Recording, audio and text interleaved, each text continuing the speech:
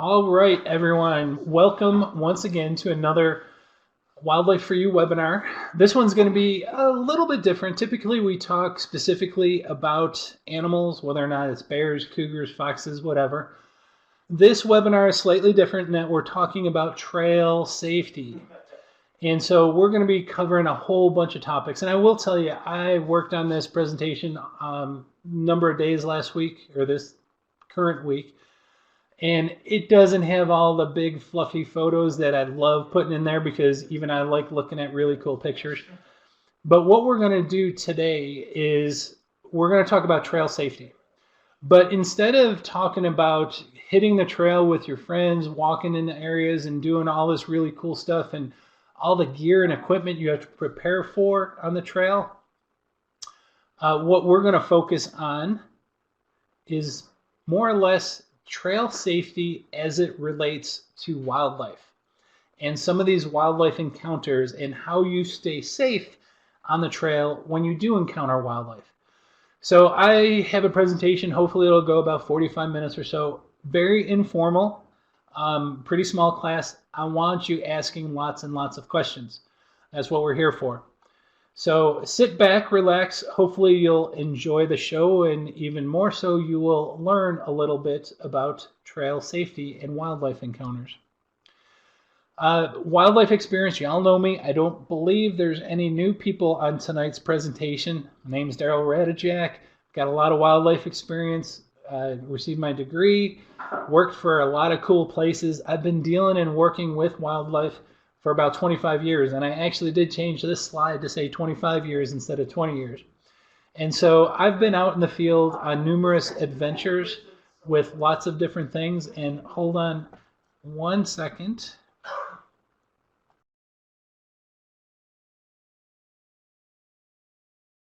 Hey, so what we're going to do, I'm going to kick this off by talking a little bit about trail safety basics. And here's the thing. This is a photo I took of one of the Tennessee students that came out to visit.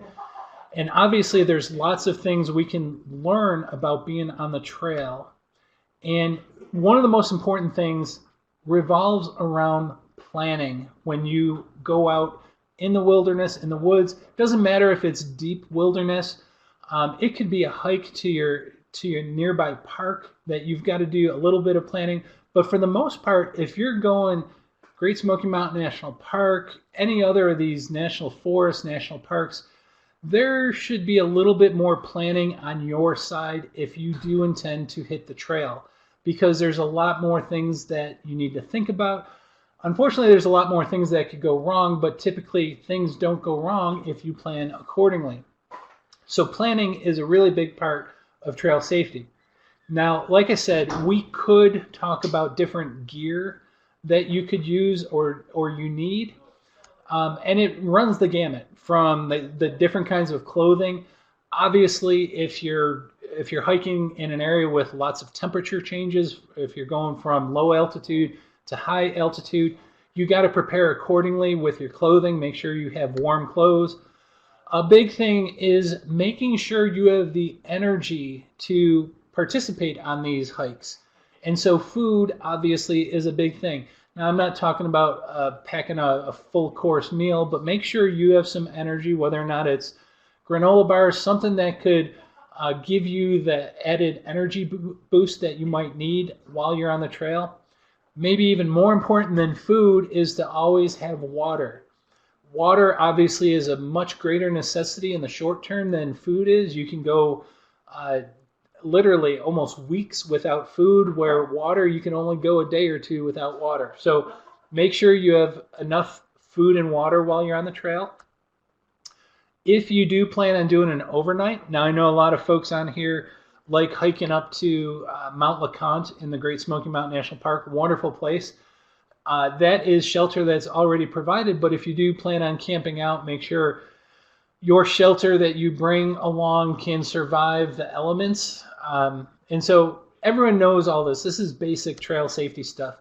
A big thing is equipment. Make sure you have whatever gear you require, whether or not it's a good pair of hiking boots, trekking poles.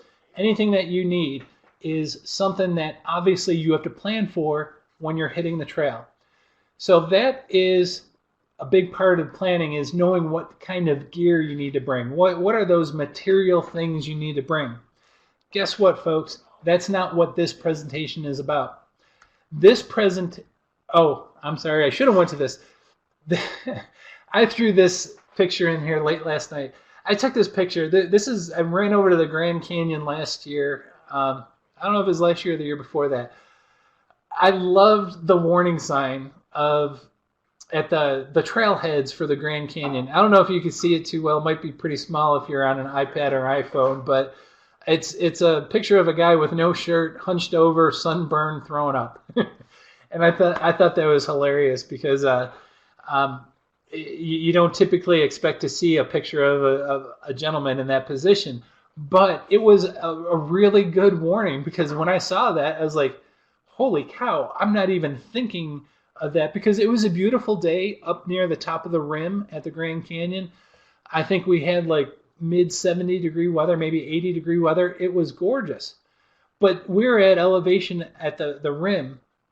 And if I would have done the hike unbeknownst what was ahead of me, when you get down at the bottom of that canyon, you're looking at 90 degree weather, scorching heat, no water. And so it was a wonderful trail sign to have, to say, be prepared. Make sure you have everything you need for this hike. And so those things are great. But that leads me into what's even more important than the gear side of things. And that's this knowledge side of things. There's one thing you carry with you all the time that is the most important piece of equipment you carry, and it's your brain. And so when I'm talking about knowledge, when it comes to trail safety, you have to have some knowledge of the area that you're going, and especially the conditions. And when I say conditions, typically the weather conditions. In lots of areas, weather conditions can change on a dime. But if you have a pretty good idea of what the forecast is, you can plan accordingly by having that knowledge of what to expect. So you have to kind of understand not only where you're going, but what the conditions are at the place you're going. Another big thing that comes with the knowledge, and it also has a little gear component to it too, is medical. What do I do if I get in trouble? What do I do if I sprain an ankle or cut myself? Who am I hiking with? Do they know what to do? Did I tell someone at home where I'm going to be so that they could always send help? So the whole medical thing is something you've got to have some planning for, but you got to have some knowledge on how you're going to react to a medical situation. And then there's wildlife. And guess what, folks? I'm a wildlife biologist. This is my specialty. This is what I'm going to teach you about. All that other stuff, there's plenty of people, plenty of courses that you can learn more about that other part of trail safety.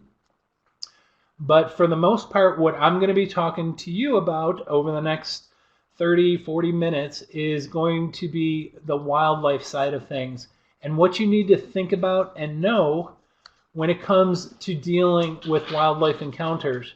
Because there's all sorts of things that you can meet on the trail that can get you in a wee bit of trouble. So if you have wildlife knowledge, hopefully you'll not only learn to avoid getting yourself into trouble, but you'll learn to appreciate the wildlife encounters you do have and make it much more enjoyable and make you literally want to go back and encounter more wildlife. So with that, what we're going to do, we're going to talk about different kinds of wildlife encounters. Now, y'all know there's oodles and oodles of different wildlife species out there that you may encounter. We're not going to go through those individually, but some of them are really, really important. So what we're going to do from the beginning is I'm going to group a bunch of these animals, because how you deal with these encounters is similar amongst similar animals. So for example, large predators. Yes, you can encounter a large predator when you're on the trail. Now, for the most part, if you're on the East Coast, you don't have too many to worry about. You do have to know how to react if you encounter a black bear. But if you're on the West Coast, or if you plan on taking a trip out west. There's a couple other critters that you may encounter on the trail, especially if you go hiking in Yellowstone, Yosemite, some of these other more isolated places, more wild places. You can encounter grizzlies. The greater Yellowstone area, you're hiking around Yellowstone Glacier in Montana, there are grizzlies out there. Still a bear, but it's a much different kind of bear, so you need to know how to react appropriately according to what kind of bear you encounter. Much rarer to encounter, but still somewhat intimidating, is the possibility of running into a cougar. Now, cougars, hopefully most of you know, cougars do not reside in the east except in Florida around the Everglades. But for the most part, cougars are a western species. And so, again, if you're out west, there's always a chance you can encounter a cougar because they're quite abundant in the west, but you don't really have to worry about them too much east of the Mississippi.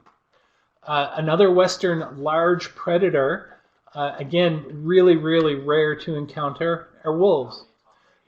There are instances, Pacific Northwest most recently, where people have encountered wolves, got themselves into a predicament.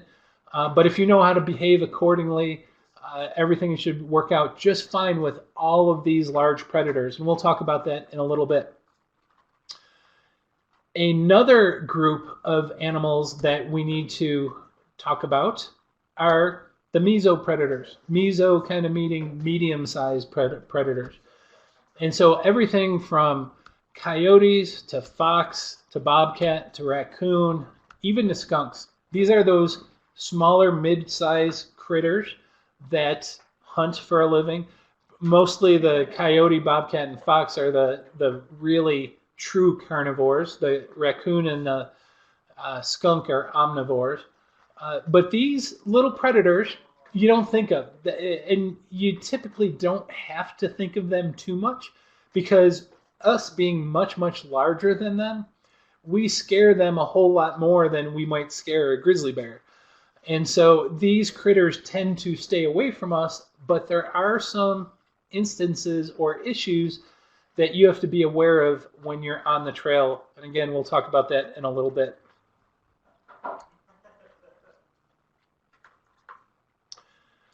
Another group, and this is where I get real technical, I call them creepy crawlies.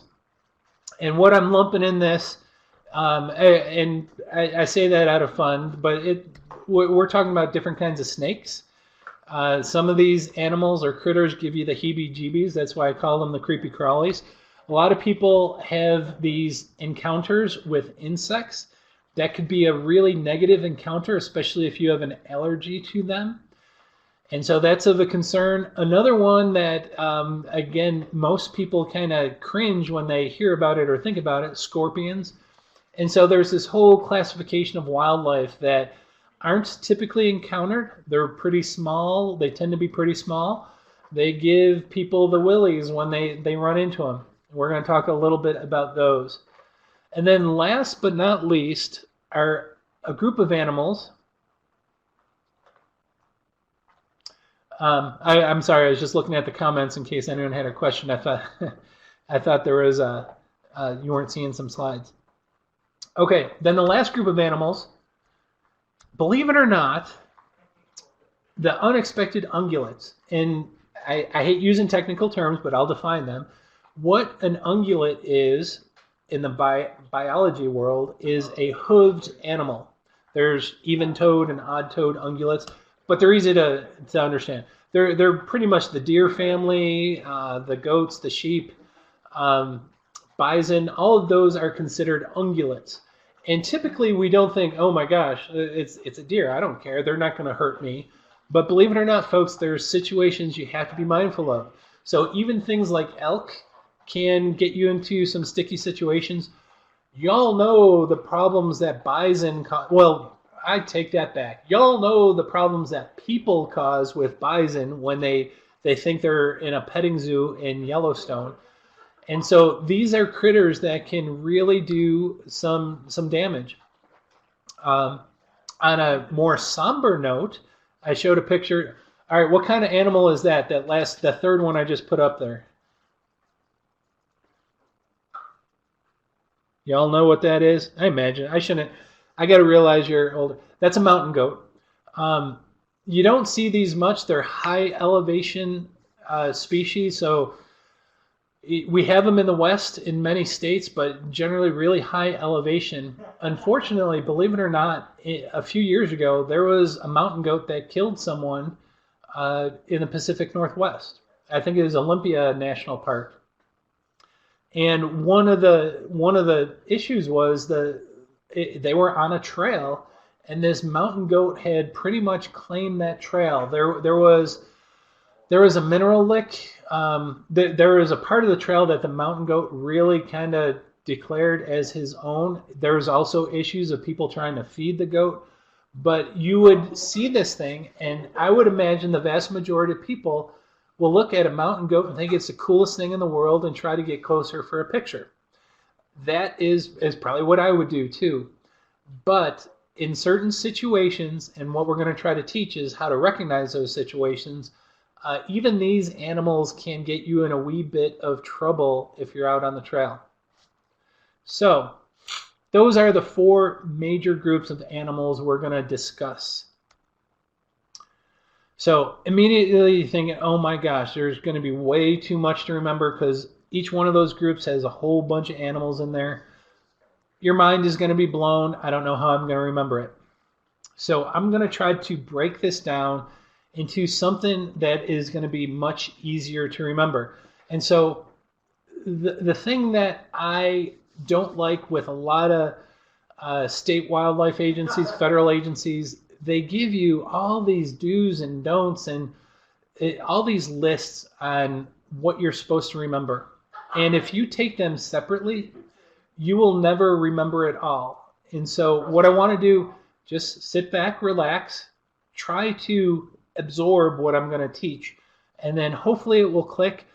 By all means, I will need you, after this class, I will need you to look up more information to learn about some of these animals. But if you kind of get, it's kind of a new way of teaching you how to think, it'll change the process of trying to memorize everything. As soon as you understand the why, it makes everything else fall into place. So some of you may recognize this because I use this process in a bear safety class, but even a cougar safety class. If you want to know how to hike safely or recreate safely on the trail, in the wilderness, wherever you go out in Mother Nature, whenever you're amongst wildlife, all you have to do, you just have to ask. And what does that mean? And so it's really simple. There's 3 key things that should be kind of in the back of your mind if you're ever in a wild place where you're likely to encounter wildlife. So the first thing, let's break this down. The first thing is you got to be able to identify your attractants. You got to know what to do to stay safe. And you have to be knowledgeable about the animals you're concerned about. So those 3 things, and we're going to talk through each one separately. But if you can do all 3 of these things and understand what's in store for you, the best thing about this, this process is succinct. It's pretty easy to remember. And the best thing is it applies to all situations. So this isn't just about behaving in bear country. It applies to bears, to cougars, to skunks, to wolves, coyotes, bobcats, bees, snakes. This process will help you when it comes to wildlife in general. And so let's talk about each one of these steps and what you need to be considering when you go for a hike on a trail. So first and foremost, let's talk about this idea of identifying attractants. And so if there is an animal that you are particularly concerned about, some people are really concerned they don't want to run into a bear. Some people hate snakes. Some people are allergic to bees. There's a whole host of different things that people may be worried about, or a whole host of different wildlife that people may be worried about encountering. And so you have to be able to identify the things that may attract that particular animal to you. And so what we're going to do is we're going to talk about those attractants, And you need to be aware of what may lure that animal to your vicinity. And so we're going to go through these one at a time. We're going to take these groups, the large predators, the mesopredators, the creepy crawlies, and even the ungulates. And we're going to talk about things that may serve as an attractant. If you don't want to run into one of these animals, you better know what may attract that particular animal to you. So let's start with the large predators.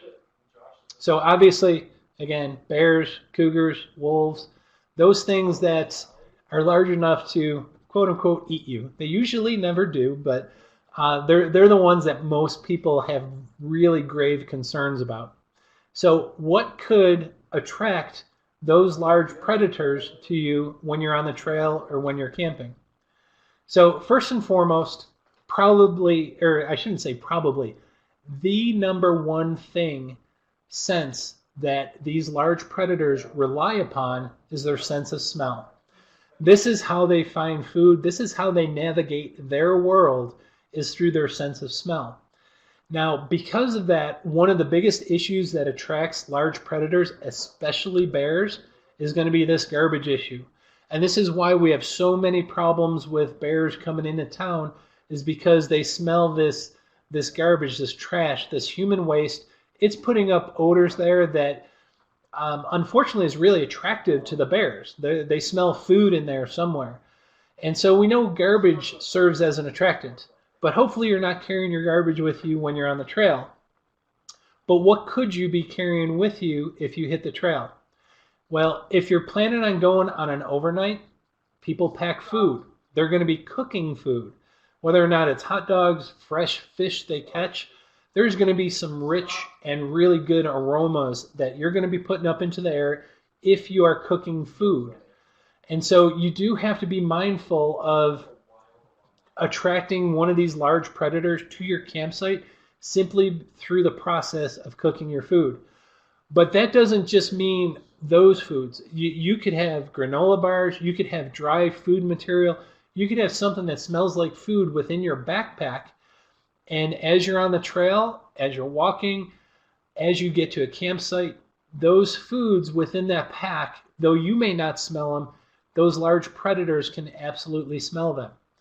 But lo and behold, guys, this is a real easy thing to understand. Typically, you smell your foods before you eat them, so it's obviously that large predators can smell those foods. But what I want you to start doing is start thinking outside the box. Okay, the food thing was an easy grab. What about before you go into your tent? Some people, when they go on overnights, obviously brushing your teeth is a good thing. Do you have mint flavor or some other very tasty flavor to your toothpaste? Is that toothpaste stored in your backpack instead of hung up in the tree with the food? And so there's different scents that you could have that you typically don't associate with being food. Another big one, chapstick. Lots of people carry chapstick. They'll have it in their pocket. They'll have it in their pack. Guess what? Chapstick comes in wonderful flavors. This one here is strawberry. There's cherry. There's watermelon. These things we typically don't identify as being something that really gets your stomach juices flowing, makes your mouth water. It doesn't do that for us, but guess what, folks? For these large predators, for bears in particular, they smell these items, and they could be on your backpack. They could be stored away in a little crevice of your tent because you don't think anything of it. This is really important for you to understand. Just because you don't find it appetizing, a large predator may find it appetizing. So just be really, really mindful of the smells or those odoriferous pieces of equipment you have with you when you're on the trail. Okay. By and large, the sense of smell is the most important thing when it comes to large predators, but it's not the only thing. What about sights? Is there anything that could attract a large predator when you're on the trail? Now, fortunately, well, I shouldn't say fortunately, I don't have kids this small anymore. I used to take my kids hiking. They learn to hate hiking, unfortunately. But there's a lot of people out there that hit the trail with their kids or their grandkids. It's a wonderful thing. I strongly encourage it. But say you have these little rascals, they're 5, 6, 8 years old, they're small human beings.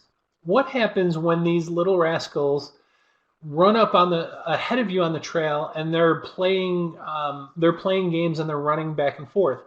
What do you think this looks like when you have these small human critters that are running at high rates of speed along the trail? There you go, Mark.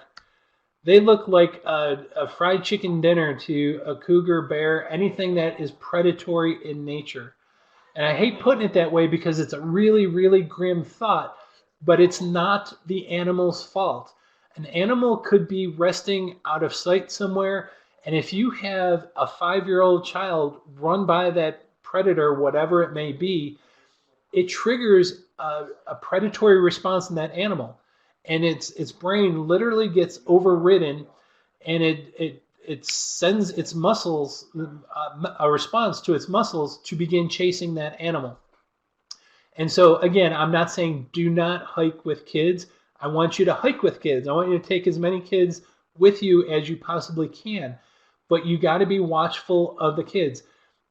Don't let them get too far ahead of you on the trail.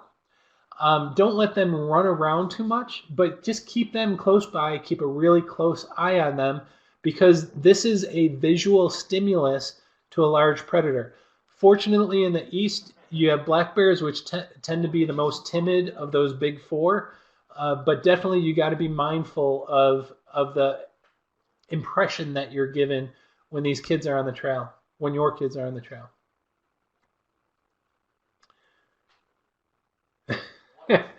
Good. I worked hard on that.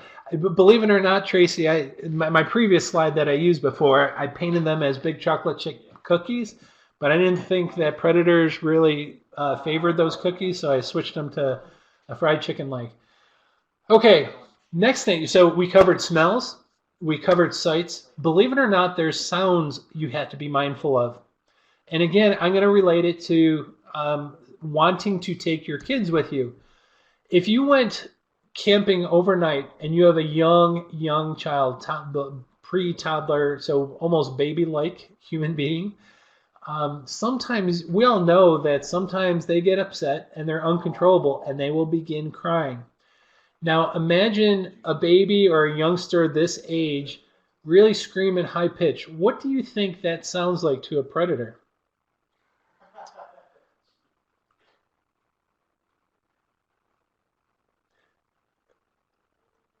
Exactly.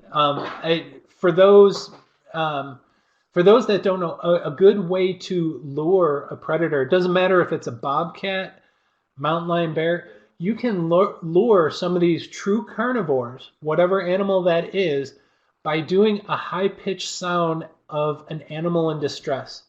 And I can't think of anything that is more distressing than hearing a young child crying.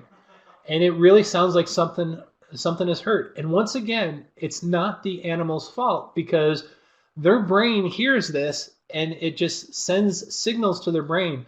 There might be a meal nearby. And so just understand that it runs the gamut from smells to sights to sounds that you have to be mindful of. The one other story I was going to tell you regarding sounds, it does not have to be a young child. About a year ago, actually maybe 2 years ago, there was a video from a hiker from the Pacific Northwest. Young woman, I don't know how old she was. She was probably well into her 20s. She did not have a lot of experience hiking. And as she went along, sure enough, she encountered a bear. She took video of the bear. It was a young bear. It was probably only 2 years old. So it was a pretty small bear. And so at that time, if you know anything or you attended any of my bear classes, bears at that age are really inquisitive. They're trying to figure out life still. And this woman encountered this bear on the trail, and it scared her. Undoubtedly, if you don't have experience with bears and you see a bear, doesn't matter what size that bear is, it's a bear. And it freaked her out. And so she tried screaming, like yelling for help. And I'm sure it played into the situation, but she was really, really high pitched. She was nervous. And so she was giving out these high pitched screams. Guess what the bear did? It was, you can almost picture it, but the bear's head is like, what's going on here? And those high pitched screams sounds like an animal in distress.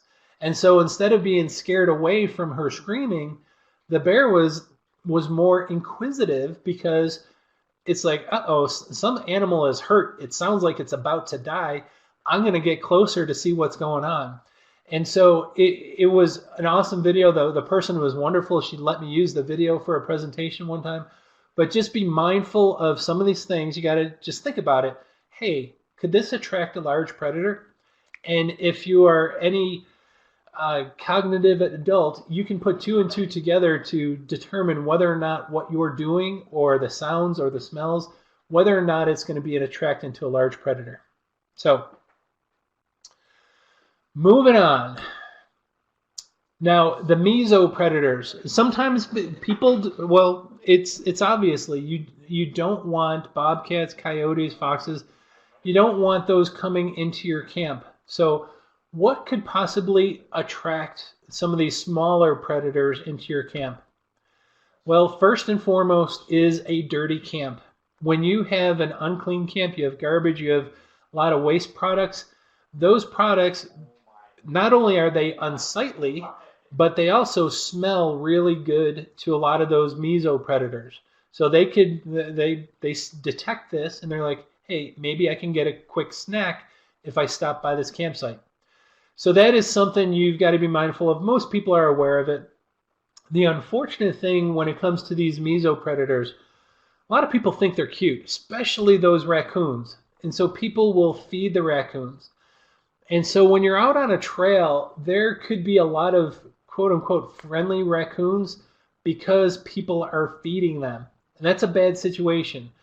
Unfortunately, with many of these, and I'll talk about it in a little bit, you have to, there's issues with the animals becoming diseased.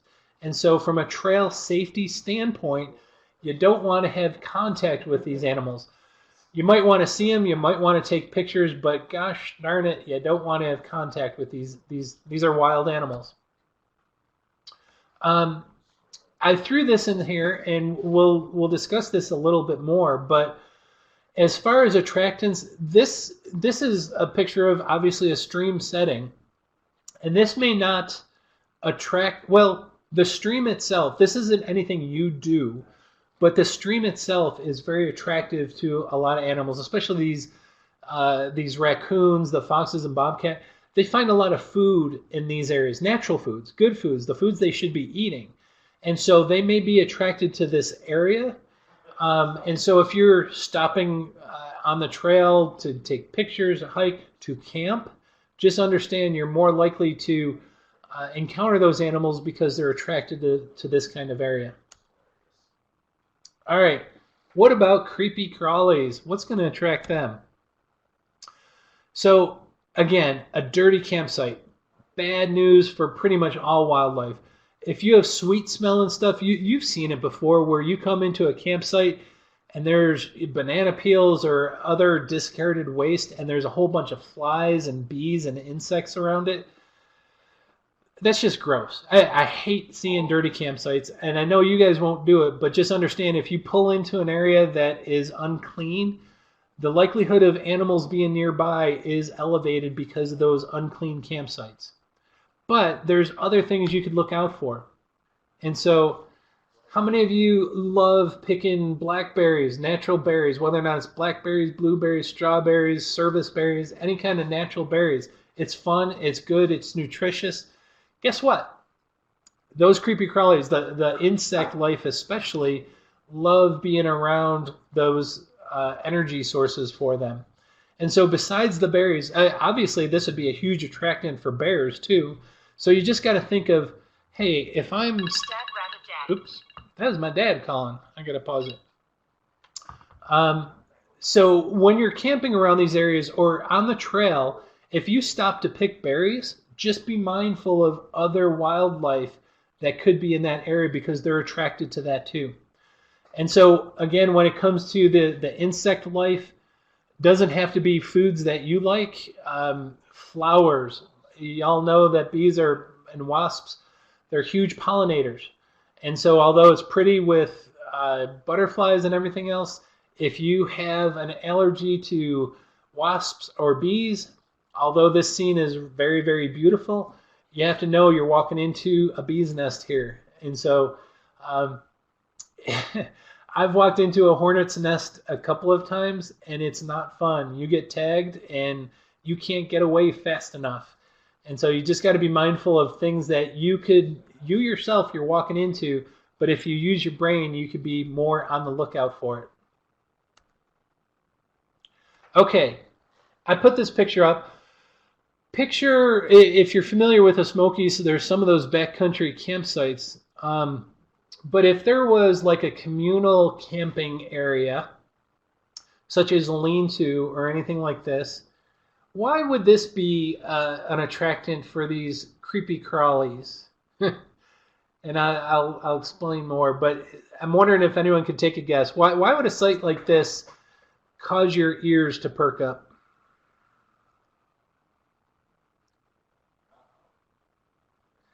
Poor trail habits by some. Yes, Dana, you nailed it. And what it is, a lot of times national parks, Forest Service, they have these backcountry sites. This is a really well-developed one, but a lot of times it's just a lean-to or some kind of shelter for campers. The problem is exactly what Dana said. It's poor trail habits by some people. So they will leave crumbs, they'll leave food occasionally.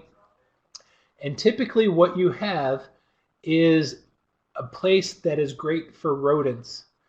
And unfortunately in the West, believe it or not, some of these shelters, there's been instances where people have acquired hantavirus because the mice that have congregated in these areas carry different kinds of diseases. And so these shelter areas, when it comes to wildlife, could be a problem area.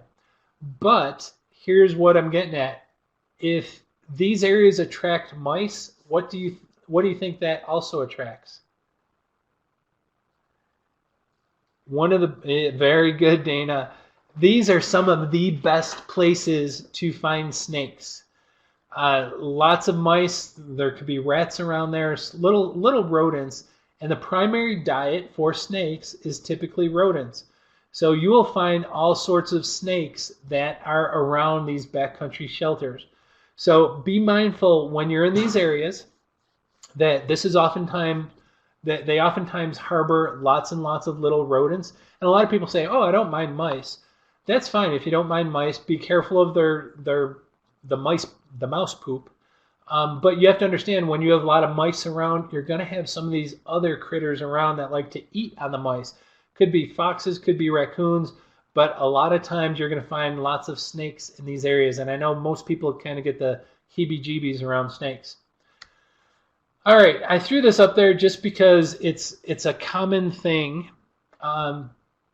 When you get to a river, obviously you love taking your boots off, splashing, walking barefooted in the river.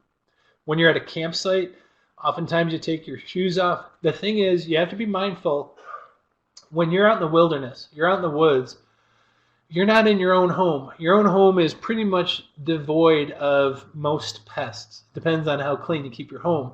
But just be mindful, if you take your shoes off and you have them off for an extended period of time, whether or not it's overnight or even a few hours because you're playing in the river, before you put your foot back in there, it might be a good thing to kind of do a check.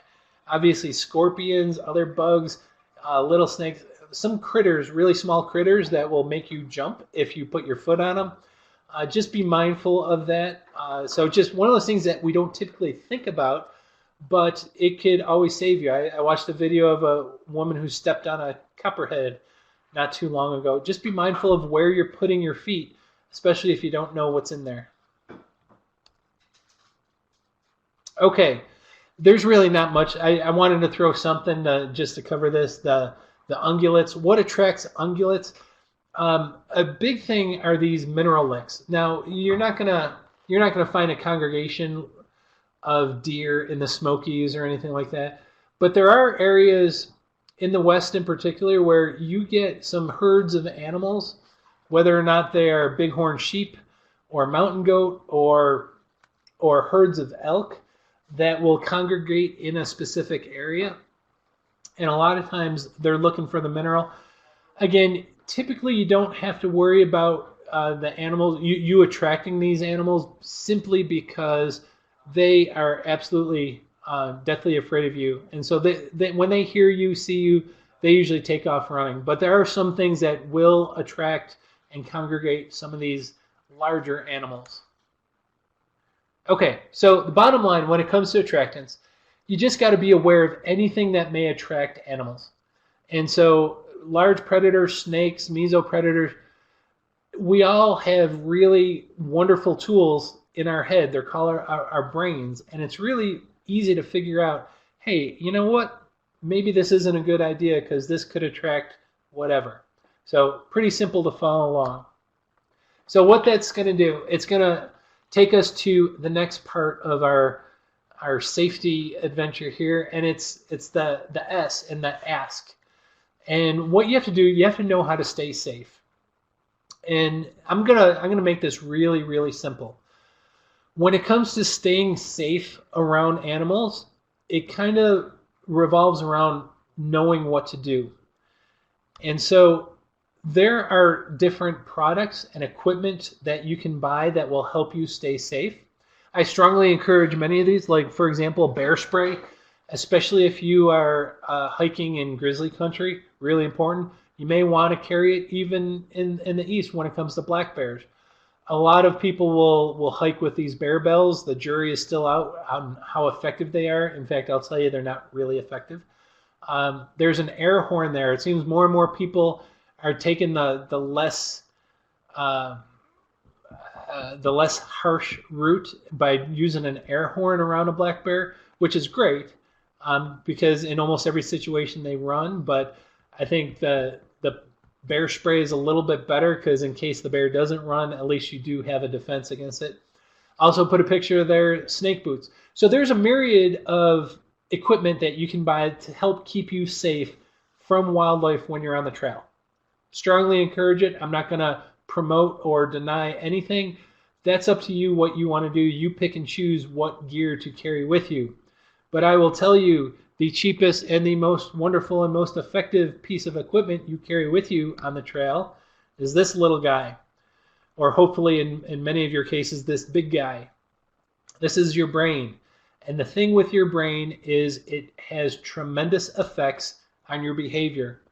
It tells you what you should or shouldn't be doing to keep you safe. And again, in most situations, it's common sense. If it's not common sense, it just takes a little bit of rational thinking to say, you know what, this isn't a good idea. I probably shouldn't be doing this. So how do we use our brain? First and foremost, your brain hopefully will tell you it's a good idea to follow safety guidelines that we put out. When I say we, I'm talking about government agencies. A lot of times in national parks, Forest Service lands, whatever public lands you go to, there's safety guidelines. They will tell you, hey, you're in bear country, you should hang your food at night if you plan on camping out overnight, and here's how you should hang it. Follow the safety guidelines. Many times you'll come to a trailhead. In fact, we've got a bunch of them on our force right now. We'll have warnings on the trailhead to say, hey, there's been a mama bear and cubs encountered frequently on this trail, so be aware. Typically, we don't close that trail down, but we want people to be aware of wildlife they may encounter on that trail. So all it will do, hopefully, is trigger your brain, hey, I better be on the lookout for this particular situation. But by and large, and I'm saying that again, one of the most important things that you can do with your brain is learn this concept of situational awareness. Prevent yourself from getting in a sticky situation before it's too late. And so I'm going to throw up a series of pictures here. Some of you, if you've seen this, don't kind of give someone else a chance. But um, I'll explain this first one, and then I've got a couple more. See if you can guess. So situational awareness. Say you are worried about encountering a bear, especially if you're camping. If you go out west and you're in grizzly country, you've seen videos upon videos of bears trying to get fish out of the stream, especially the grizzlies. So would it be wise to camp along a stream where there could be high bear activity? No, not very much. And then the picture on the right, you have to understand that animals like staying under, I don't want to say that under the cover of darkness, they like staying hidden. They don't want to be seen. It exposes them and makes them vulnerable. So when animals travel, and including large predators, when they travel, they try to travel through the thickest area. So instead of walking across the middle of a wide open field, the animals will tend to stick to the periphery. They'll stick on the edges where they can stay out of sight, they can stay hidden. So if you're camping and you don't want a large animal to walk into the middle of your campsite, don't pitch your tent in the middle of a thick clump of trees where there could be animals moving to and fro. Because depending on the wind, an animal could walk right in the middle of your campsite before it even realize that there's humans there.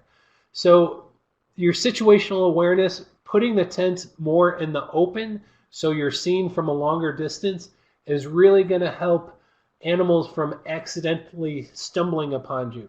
So, all right, I'm going to quiz you here. Situational awareness. What do these two pictures signify that should kind of send your spidey senses tingling?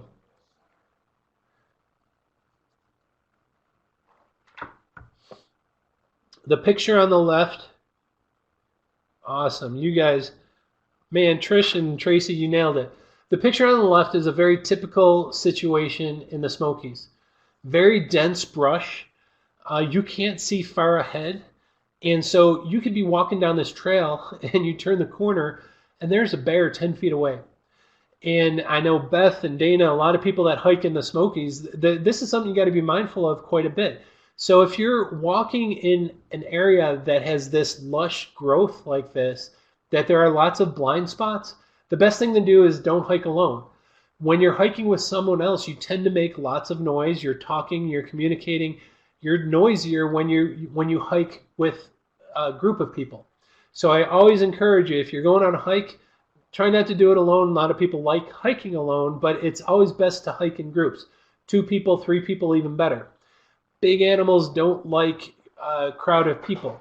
And so if you're in these areas that have blind spots, make sure you're noisy. Talk, sing a song, whistle, do something so you do not surprise an animal. In the West, we don't have as thick of vegetation, but we do have blind spots.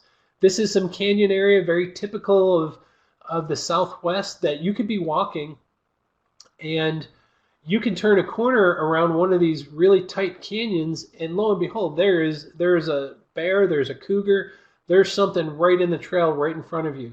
So it's that whole situational awareness. If you have blind spots, make sure you're making your presence known by making noise. All right, this is a brand new one.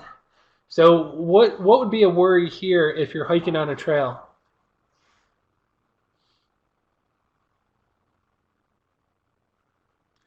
Awesome. Man, you guys are like my star pupils. I got to stop awarding my gold star because y'all are getting good. But you guys are perfectly right. And so you're hiking on a trail. Maybe you have to go off trail for whatever reason, and there's a log there, a big log that you have to step over. You always got to be really careful, especially when it comes to snakes. Now, the vast majority of snakes out there are harmless. They're not going to do anything to you. But we have a number of venomous snakes throughout North America. In the east, you typically have about 4 different species of snakes that are venomous. There's a couple of different rattlesnakes, but there's copperheads and there's cottonmouths. They love hiding underneath logs and in rocks. They get those, they're cold-blooded animals, so to speak. So they get into those shaded areas, especially when it gets really hot. They will crawl under these cracks and crevices.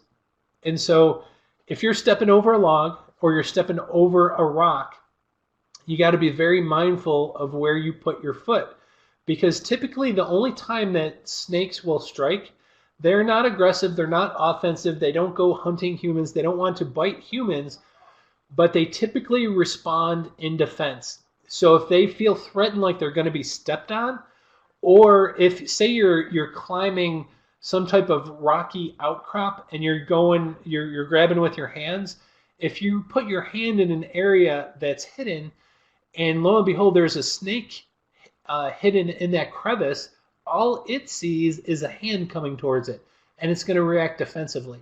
And yes, they will bite. Yes, they will inject sometimes. And so you got to be really mindful where you put your hands and feet in those blind spots. So over logs, in crevices of rocks, just check it out first before you stick a limb in there. Okay, not something you really have to worry about in the east. This is more of something in the west. But if you're hiking down a trail, yeah, take a break. Or if you plan on pitching your tent for the night and you're like, there's an elk carcass over there, or a mule deer, or whatever kind of carcass. Could be a white-tailed deer in the east. Probably not a good idea to hang around in that area too much. Obviously, those carcasses will attract predators. Many times, if you have them, they will attract large predators. So bears will feed on it. Carcasses are often the remnants of cougar kills in the west. So be mindful of, hey, you know what? This is probably not a good area to hang around, because there's probably a much larger animal, much more intimidating animal that is feeding on that carcass. And so that takes us to the last part, coming in the home stretch here. And it revolves around being knowledgeable. And I always say be knowledgeable about the animal that concerns you. I talk a lot about bears. We take a deep dive into bears all the time. But there are literally dozens and dozens of different animals we can take a deep dive into. We don't have time to do that.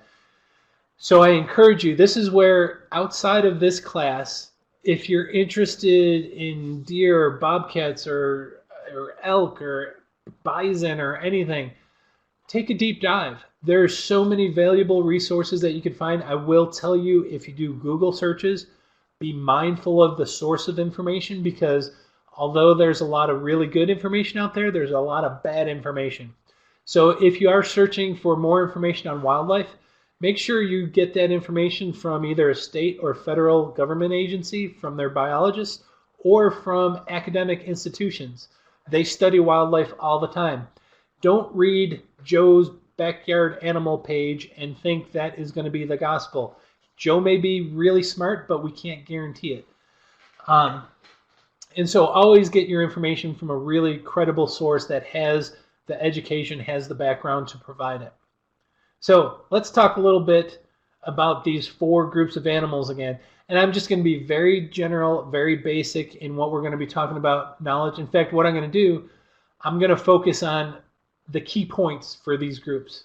So when it comes to large predators, what do you need to know about large predators? Well, first and foremost, and we get asked this all the time, how do you react if you encounter a large predator? If you encounter a cougar on the trail, a bear on the trail, a grizzly on the trail, what do you do? And the main point I want to start hammering home, because believe it or not, we haven't done a good job at educating our publics on how to react appropriately to these large predators. Unfortunately, a lot of the material that's out there and still out there will say, if it's a cougar, you do this. If it's a black bear, you do this. If it's a grizzly, you do this. And I hate to say this because I hate contradicting things, but that is not the most appropriate reaction. And so what we really need to change gears on, we need to teach the people behavior-based reaction and get away from this species-based reaction. Because the best response from you involves you understanding that animal, kind of knowing the situation and then adapting your response to the current situation. Now, this sounds really complicated, and I hope Beth and Mark and Dana and all you all could vouch for me. It's not that hard to understand, and it really does help when you have an encounter with one of these animals. So you can encounter a large animal, and that animal could be in a defensive situation. Could be a black bear with cubs. It could be a cougar on a food source. It could be you surprise an animal at close range. Doesn't matter what kind of animal it is, that animal is going to react defensively. That animal wants you away. You scared it, you upset it. There's something that it's trying to protect, and it just wants you gone. It has no interest in you being close to it. So they're going to be really blustery.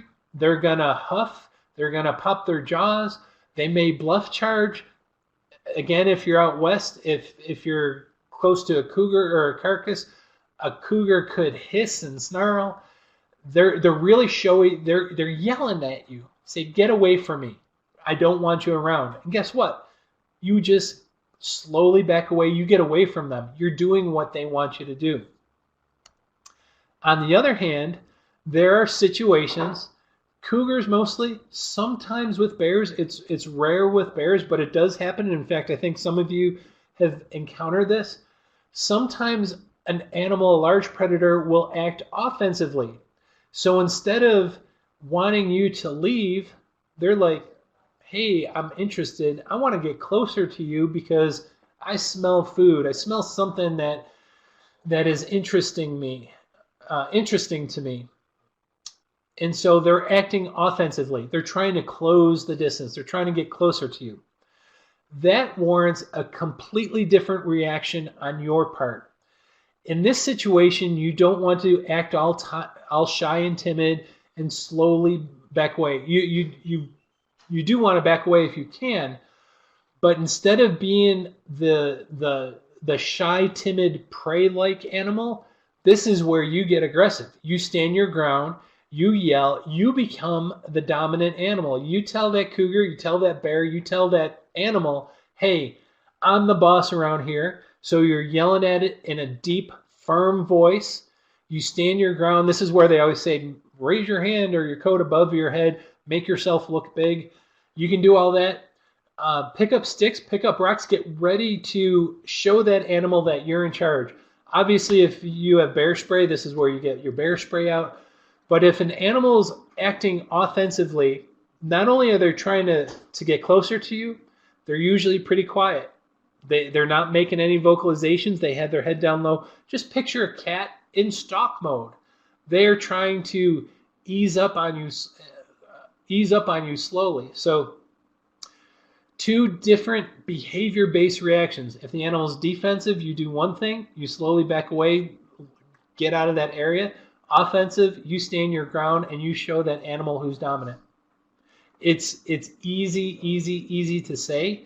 In real life, your knees will probably be shaking like crazy, but it's the best thing for you to do to get yourself out of that situation. All right, mesopredators, and I'll get to a whole bunch of your questions here. The main thing that I do want to stress with these mesopredators, and I showed it before, where people feed raccoons, skunks. One of the big issues we have with these animals, the foxes in particular, a number of these mesopredators are huge candidates for disease, in particular rabies. So they can get rabies, they can get distemper, which isn't really too much of a worry in humans, but if you go hiking with your dogs, it's a huge problem because unless your dog's treated, there's lots of diseases these mesopredators can transfer to your best friend there. And so be very mindful of attracting these animals, getting so close to them that you can end up getting bit. If they are acting oddly, and a lot of people will say, oh, if you see it in the daytime, it's diseased. That's not always true. But diseased animals will act differently. They will approach you. Sometimes they'll be shaky and wobbly. They're not going to be acting right. And those you absolutely have to be very, very careful of. On a trail, if you encounter those animals, make sure you steer well clear of them because there are some diseases you do have to worry about. Rabies being the biggest one, and every year we have situations of rabies. Thankfully, one of the biggest wildlife sources of rabies are bats, and we typically don't come into contact with bats when we're on the trail. Typically, those rabies in situations tend to be a bat gets in someone's house and the person tries picking it up and gets bit. But if you do see a bat on the trail, don't pick it up. Don't. Try not to go near it because typically when you see these mesopredators at close range, there tends to be something wrong with them. They either have been hand-fed or they're diseased. So be mindful of that. What about the creepy crawlies? How do you be knowledgeable about snakes and those other bugs and insects and everything? First off, know your snakes. I taught a class called Run Snake. I shouldn't have named it that because I don't want people to be afraid of them. It was meant to teach people about snakes. But know your snakes. And now get your typing fingers ready because I'm going to show you some pictures. Okay, you've all seen this. Many of you have seen this. How to identify venomous versus non-venomous. It's good information. Don't hold this as the gospel as far as if it has a triangle head, it's this or that. This is literally a general rule of thumb.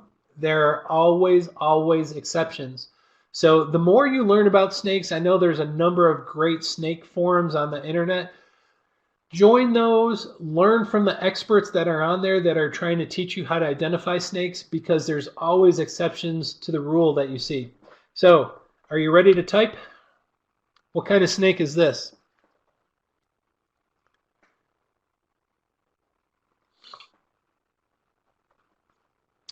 No, that is not a corn snake. Not a rat snake. A scary snake. All right, Mary, you got it. This is one of the snakes you got to be mindful of. This is actually a cottonmouth. And so one of the identifying characteristics is that black band that goes through its eye and down its face. That is very characteristic of a cottonmouth. There's also a pixelated pattern to it. There's lots of things that clue you into what it is, but this is definitely a snake you got to be mindful of. All right, what kind of snake is this? Y'all better get this one.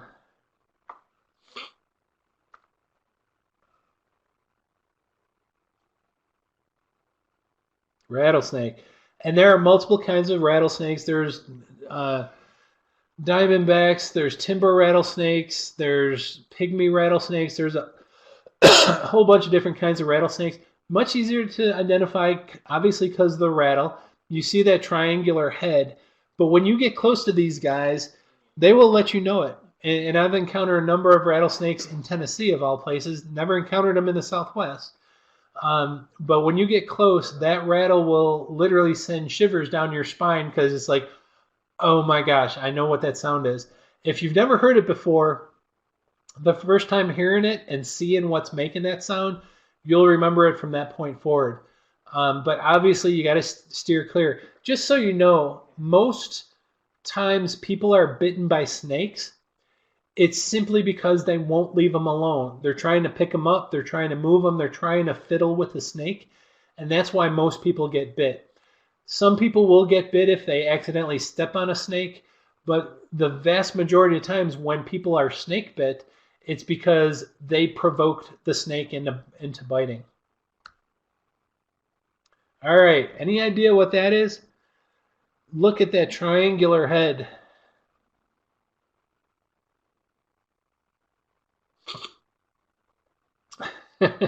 Dana, I'm going to make you feel really bad. I put this up there because, believe it or not, this is a harmless water snake. Now, they will bite and they will hurt, but they're not venomous. But I put this up there to go to show that all those posters that say the triangle head means this and that, those are good guidelines, but they are not 100% true. This is a water snake, and when a lot of these non-venomous snakes feel threatened, guess what they do? They flatten out, they cause their head to go more triangular, and it scares the crap out of people. It's a good thing because automatically people will say this and like, oh, that's a venomous snake.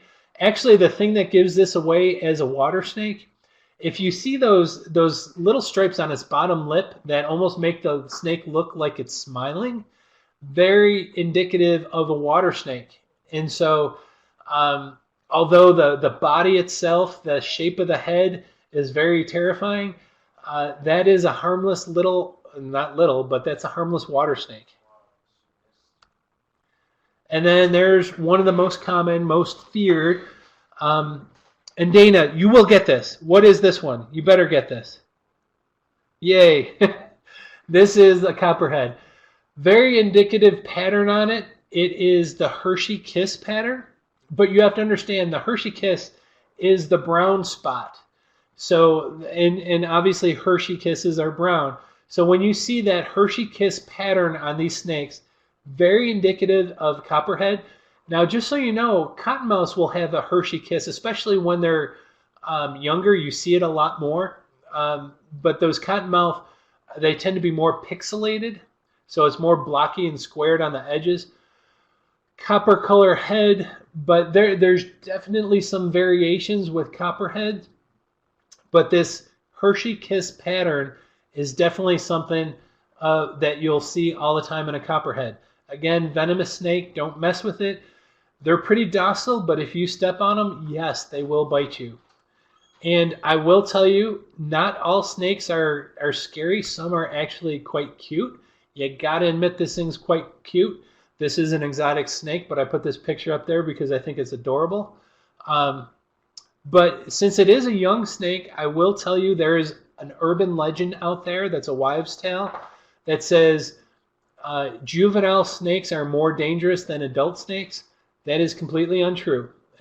Lots and lots and lots and lots of people will tell me that. But, and what they'll say is the young snakes can't control the amount of venom that they inject. And that's completely false. They do have control over that. But also understand, a young snake can't inject as much as an adult snake. So the bottom line is, adult venomous snake, juvenile venomous snake, either one can be dangerous to you. So it's not like they're more dangerous. They're both stuff that you got to steer clear of. All right, be knowledgeable. These ungulates, and this is a good one here. What kind of animal? Pretty easy. We don't have them in the east. They're more of a northern animal. Very good. Moose. They're adorable. Look at that thing. You just, uh-oh. That is one of the cutest little baby animals you could ever see. It's clumsy. It's klutzy. It's adorable. But guess what they grow into?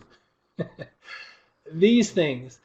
These are big honking animals. They could reach 1,000 pounds. And if you are in their way, you got to be mindful of the bulls during mating season. Again, you're not going to encounter them most places where people live. But if you go on vacation in Yellowstone, somewhere up in Canada, I used to go backpacking in Algonquin Provincial Park, loads and loads of moose. They're big animals that can do a lot of damage to you.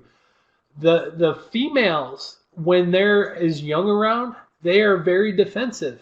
And there's lots of videos online that show these female moose literally attacking people because people got too close to them. So you've got to steer clear of them, especially if they have young around.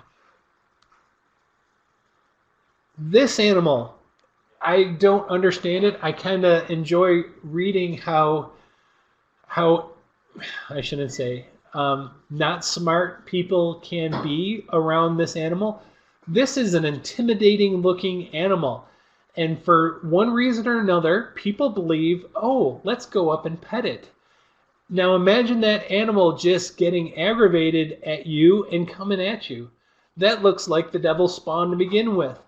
You do not want to get close to bison, but every single year, multiple times a year, you have people in Yellowstone getting trampled because they're approaching these animals to get closer pictures. They're approaching these animals to pet them. And it's ridiculous how people think that an animal this large cannot hurt them. They absolutely can hurt you, so I'm preaching to the choir. Y'all know not to go pet a bison. What about this guy? You tend not to hear too much of these causing human injury, but yes, it does happen. Especially out west, you'll get some of these bulls that are very defensive. The reason I put this picture up there, it's near and dear to my heart. Bob Howdeshell took this picture, wonderful photographer. This is over in the Cataloochee area. And when people don't behave correctly around these animals and they feed these animals, does anyone know what happened here? You ever seen this picture? Again, this is in the Cataloochee area of Great Smoky Mountain National Park. Don't get mad at this photographer. He was taking pictures and this elk walked up to him. Get mad at the people for months on end prior to this photographer getting there. They were hand feeding this elk. And unfortunately, in this case, the Park Service had to euthanize this animal because it was dangerous to the people that were going to Cataloochee. And so the animal, because it was hand-fed through the car window for months on end, would approach people. And I know this photographer took a lot of blame, but it was not this gentleman's fault. But it ended up, I always worry about the safety of people, but I also worry about the safety in animals. And it was because of human ignorance that this animal ended up losing its life. So with that, I'm going to end here. Say there is so much to learn about wildlife. This is where I said, when you're done with this class, I hope I taught you a better way of thinking about being on the trail and how you react and interact with wildlife. But don't let it end here. Go to a library, go online, go to Google if you must, and look up more about wildlife. There's so much to learn about them, and I am only scratching the surface. So with that, I do want to summarize. If you want to hike safely, you're hitting the trail, you're going somewhere, you want to learn what to do around wildlife, all you have to do is ask. And so identify those attractants, know what could bring animals to you on the trail or in your campsite, know what to do around to stay safe, use whatever protective equipment, but the best protective equipment you have is your brain, and be knowledgeable. Learn as much as you can about these individual animals because it's really, really important, not just for your safety, but for their safety as well. And so just ask, follow along, start using your brain, think about it a little differently before you hit the trail.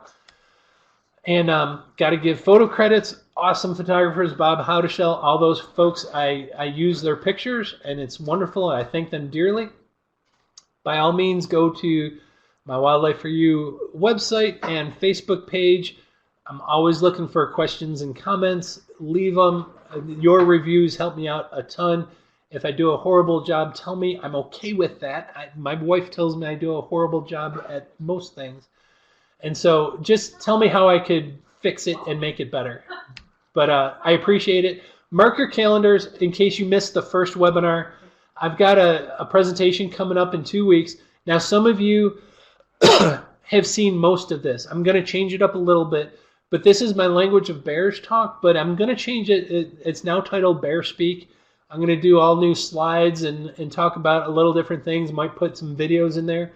But if you're interested in learning about how bears communicate, not just with other bears, but with people, join me in 2 weeks, Thursday, August 6th. Don't miss it. And with that, I'm going to put my old man glasses on and start reading some of your questions.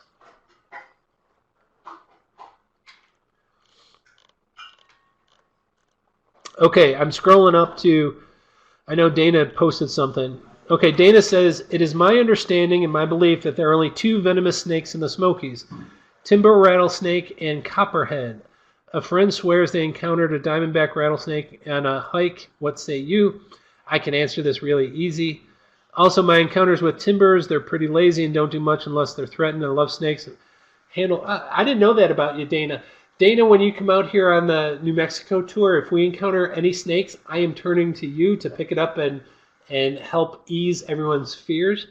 But Dana, you are correct. In the Smokies, the only venomous snakes you may encounter are timber rattlesnakes. There's no diamondbacks. It's just timber rattlesnakes and copperheads. Those two snakes are really easy to identify. The other species of venomous snakes in Tennessee are cottonmouths, but you don't have them in East Tennessee. The cottonmouth range only goes to about Middle Tennessee. You don't have them anywhere in East Tennessee, although I will show you 1,000 people that swear they see cottonmouths in the rivers in East Tennessee. They don't. They're seeing water snakes. So you don't have cottonmouths. And the pygmy rattlesnake is the other venomous snake you have in Tennessee, but the pygmy rattlesnake is again found more in the western part of the state. So they haven't documented pygmy rattlesnakes in the Smokies at all. So you are absolutely 100% correct. Tell your friend that you know your stuff and that it's only timber rattlesnakes and coppermouth. There's no diamondback rattlesnakes in the Smokies. All right. What other questions? Oh, Catherine, I didn't know you lived around Algonquin. I've been camping up there a couple of times, many moons ago. But the moose up there, the wolves up there, the black bears. I know you had that fatality on Lake Opeongo a few decades ago.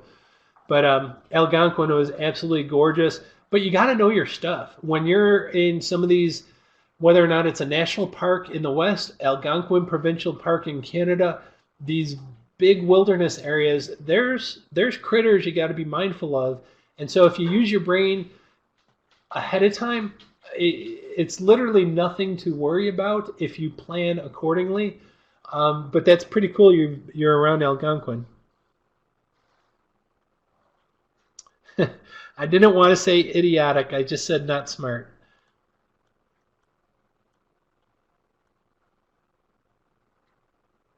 Mark and Beth, I will tell you, I didn't read your whole thing. Before I read your whole thing, I will say I am so gosh darn proud of you. The way you reacted to that bear on the trail is perfect. If we could get everyone to do the same thing, bears would be in a whole lot better shape. But being able to identify those defensive kind of behaviors in the bears or the offensive, the bear you encounter was acting a little on the offensive side, so it was not backing down. It was more or less, a lot of times, unfortunately, bears learn to equate people with potential food. And so people will leave food for them or they can get food out of the people.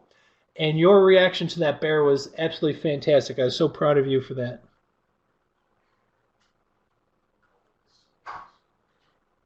Well, I'm glad. I wish more people had the tools that you had.